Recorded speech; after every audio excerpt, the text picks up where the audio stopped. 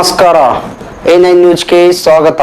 ನಾನು ಅಮೀನ್ ಶೇಖ್. ಸರ್ಕಾರದ ನಾನಾ ಪಿಂಚಣಿ ಯೋಜನೆಗಳಡಿ ಆಯ್ಕೆಯಾದ ಬಬಲೇಶ್ವರ ಮತ್ತು ತಿಕೋಟ ತಾಲೂಕುಗಳ ಫಲಾನುಭವಿಗಳಿಗೆ ವಿಧಾನ ಪರಿಷತ್ ಶಾಸಕ ಸುನಿಲ್ ಗೌಡ ಪಾಟೀಲ್ ಅವರು ಮಂಜೂರಾತಿ ಆದೇಶ ಪತ್ರವನ್ನು ನೀಡಿದರು. ಶುಕ್ರವಾರ ಶಾಸಕರ ಕಚೇರಿಯಲ್ಲಿ ನಡೆದ ಕಾರ್ಯಕ್ರಮದಲ್ಲಿ ಬಬಲೇಶ್ವರ ಮತಕ್ಷೇತ್ರದ ತಿಕೋಟ ತಾಲೂಕಿನ 198 ಮತ್ತು ಬಬಲೇಶ್ವರ ತಾಲೂಕಿನ 127 ಸೇರಿದಂತೆ ಒಟ್ಟು 325 ಫಲಾನುಭವಿಗಳಿಗೆ ಶಾಸಕರು ಆದೇಶ ಪತ್ರವನ್ನು ವಿತರಿಸಿದರು.